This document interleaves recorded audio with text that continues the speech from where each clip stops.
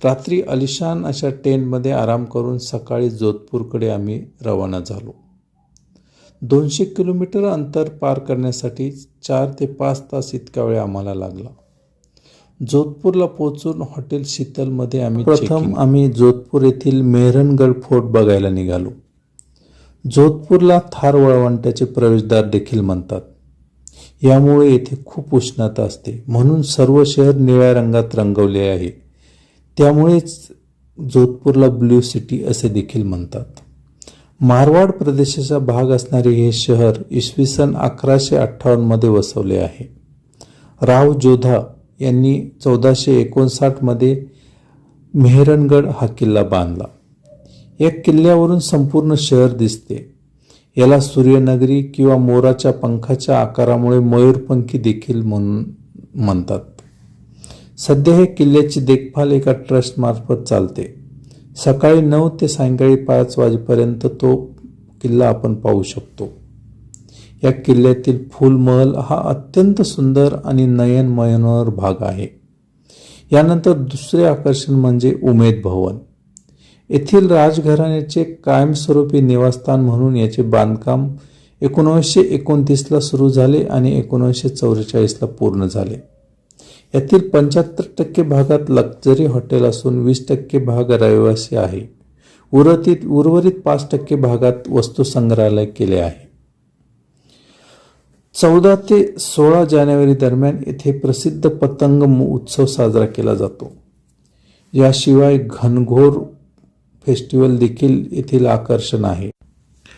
दिवसभर आम्ही मेहरणगड फोर्ट, उमेद भवन आणि जसवंत थाडा ही ठिकाणे बघून सायंकाळी जोधपूरच्या बाजारपेठेत फेरफटका मारला. जोधपूरचे प्रसिद्ध असे जोधपूर मिठाई या दुकानातून राजस्थानचा पारंपरिक पदार्थ घेवर याची आम्ही खरेदी केली. त्याचा आस्वाद घेतला आणि नातेवाईकांना देण्यासाठी तो तिथून विकत घेतला. त्याचप्रमाणे जसे आपल्याकडे कोल्हापूरचं चप्पल प्रसिद्ध आहे, तसेच जोधपूरची ज्योती देखील खूप प्रसिद्ध आहे. त्या जोधपूरच्या ज्योतीची आम्ही खरेदी तेथे केली.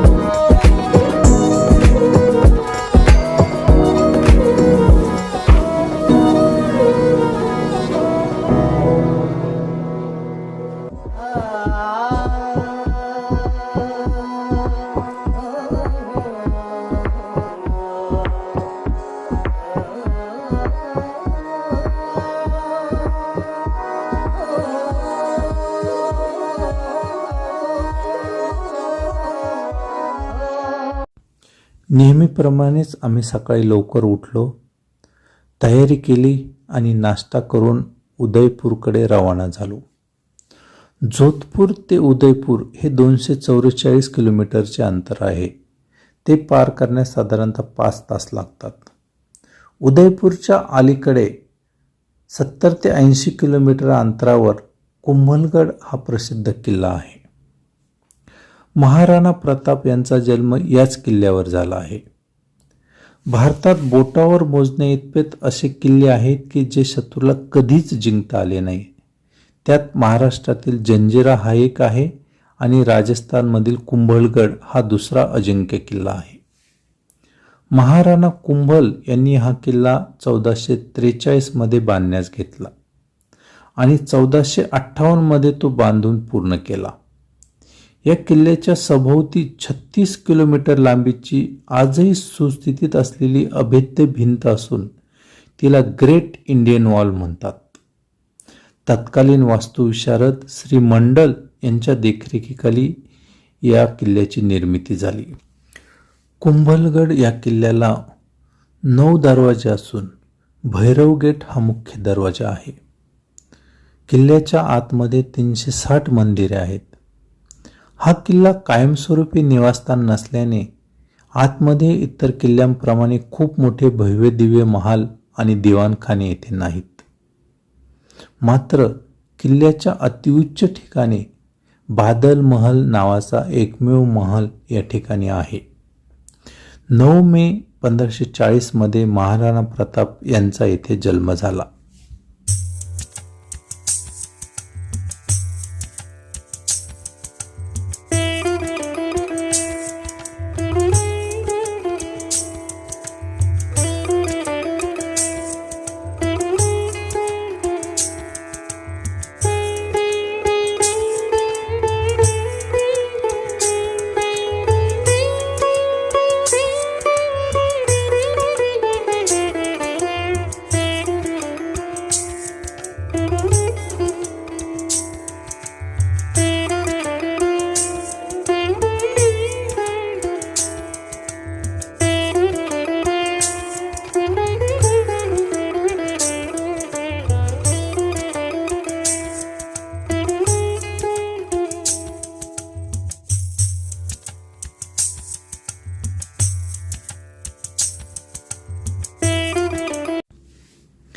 महाराणा उदय याने उदयपूर हे शहर वसवले.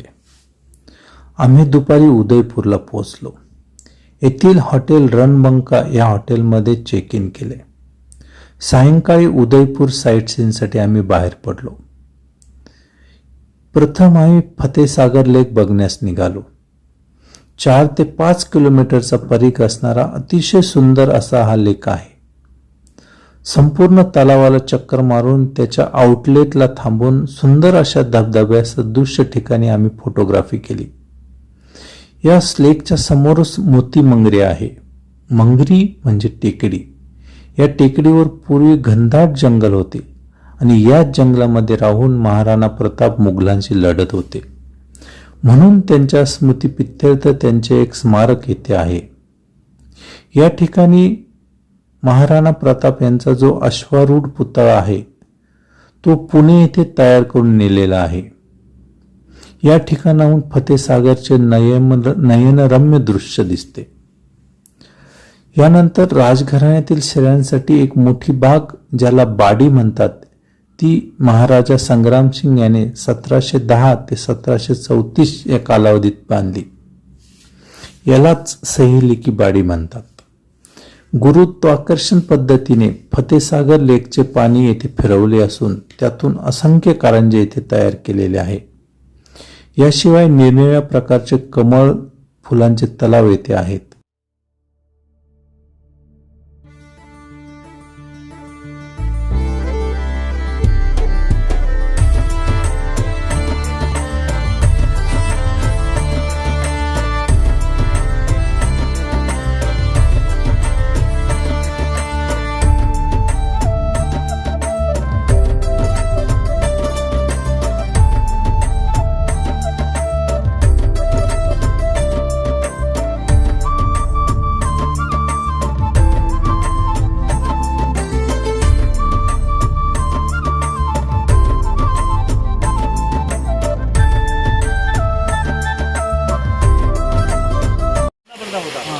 ये लेडीज़ का स्विमिंग पूल बाथ टब।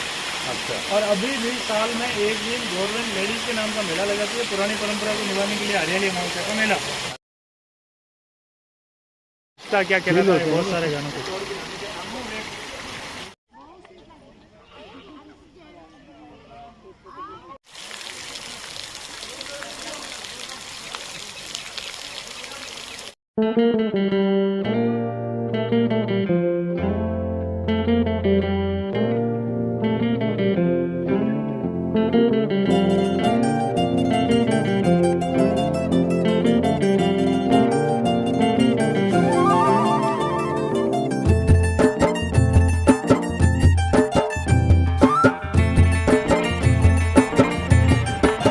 हवा के झोंके आज मौसमों से रूठ गए।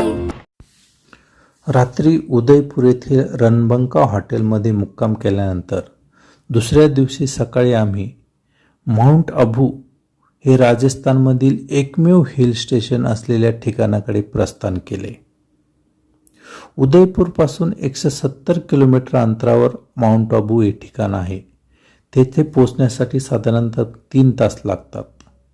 अरवली पर्वत रांगेतील 1220 मीटर उंचीवर वसलेले हे ठिकाण राजस्थानची उष्णकालीन राजधानी म्हणून देखील ओळखले जाते.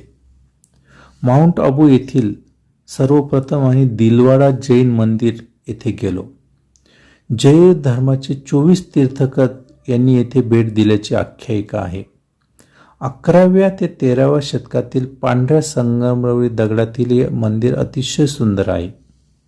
यानंतर आम्ही येथील नक्की झीलवर पोहोचलो. भारतातील इतक्या उंचावरील पहिली मानवनिर्मित लेक अशी याची ओळख आहे. या ठिकाणी आम्ही बोटिंग करून या लेकचा आनंद घेतला. यानंतर येथील 1720 मीटर उंचीवरील गुरु शिखर नावाचे एक उंच शिखर आहे. जसे सह्याद्रीच्या रांगेतील कळसुबाई हे अतिउच्च शिखर आहे, तसेच गुरु शिखर हे देखील अरवली पर्वतातील सर्वात उंच शिखर म्हणून ओळखले जाते. पांढऱ्या शुभ्र कापूस पिंजल्यासारख्या ढगांचा विलोभनीय नजारा येथून दिसतो. तसेच या ठिकाणी एक अभयारण्य देखील आहे. याशिवाय प्रजापती ब्रह्मकुमारी यांचे मुख्यालय देखील आहेत. या ठिकाणांना देखील आम्ही भेट दिली. अशा प्रकारे माउंट आबूची दिवसभर सफर करून सायंकाळी पुन्हा उदयपूरला आम्ही हॉटेल रणबंका येथे मुक्कामाला पोहोचलो.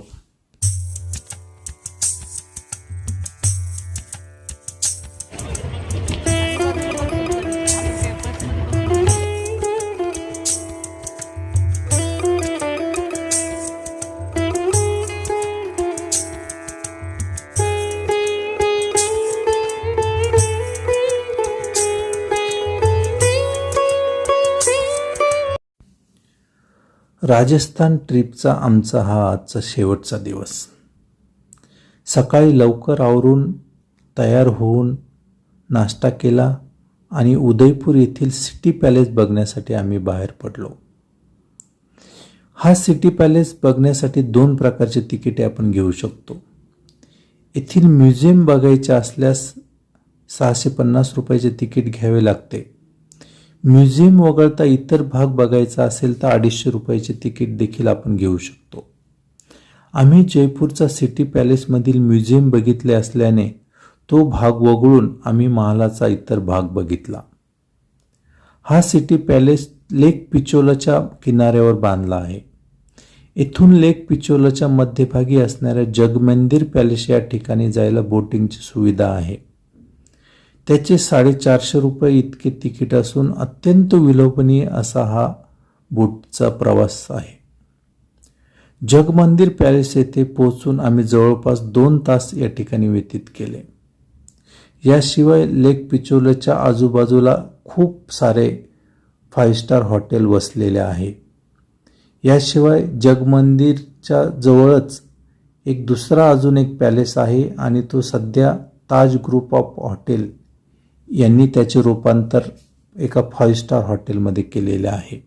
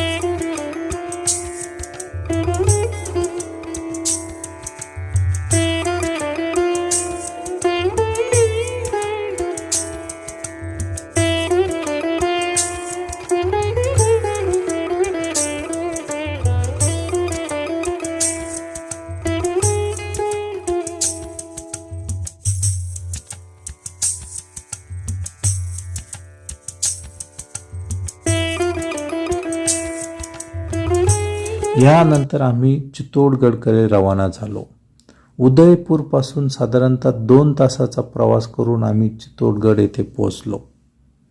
17व्या शतकात मौर्य शासक चित्रगंधा मौर्य यांनी हा किल्ला बांधला. नंतरच्या काळात निरनिराळ्या राजस्थानी राजांनी त्यात वेगवेगळी बांधकामे केली. बाबर, अकबर, खिलजी, बहादूरशाह अशा निरनिराळ्या शत्रूंनी त्यावर आक्रमण करून अनेक बांधकामे पाडली आणि कालांतराने ती परत उभारली गेली. हा किल्ला अरवली पर्वतरांगेतील 700 एकर जागेवर उभारला असून क्षेत्रफळाच्या दृष्टीने आशिया खंडातील सर्वात मोठा किल्ला आहे. याचे 3 भाग आहेत. पहिला निवासी भाग, दुसरा मुख्य राजमहाल आणि तिसरा जंगल भाग.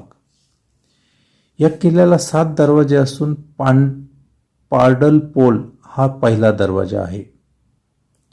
रिक्षाने फिरण्यास याला 3 तास लागतात. 7वा दरवाजा रामपोल म्हणून ओळखला जातो. इसवी सन 1567 मध्ये अकबर याने यावर पहिला हल्ला केला. यावेळी जयमल राठोड हा राज्य करत होता. 7 ते 8 महिने हे युद्ध चालले. किल्ल्यावर एक 122 फूट उंचीचा विजयस्तंभ असून इसवी सन 1448 ते 1458 या कालावधीत तो राजा कुंभ याने बांधला आहे. परकीय आक्रमणामुळे येथे 3 मोठे जोहर झाले. पहिला जोहर खिलजीने 3ऱ्या वेळी इसवी सन 1303 मध्ये आक्रमण केले. त्यावेळी राणी पद्मावतीने 16,000 दासी समवेत जोहर केला. त्यानंतर 1535 मध्ये राणी कर्णावतीने 13,000 दासी समवेत येथे जोहर केला आणि तिसरा जोहर 1558 मध्ये राणी फुलकुंवरीने 7,000 दासी समवेत केला. किल्ल्यावर 1300 मंदिरे आणि 84 पाण्याचे तलाव आहेत. खिलजीने यातील बरीचशी मंदिरे तोडली. पुढे महाराणा मोक्कल यांनी यातील बरीचशी मंदिरे पुनर्जीवित केले. अशा प्रकारे महाराणा प्रताप सारखी शक्ती, मीराबाई सारखी भक्ती आणि राणी पद्मिनी यांच्यासारखे त्याग यांचा हा किल्ला प्रतीक म्हणून ओळखला जातो.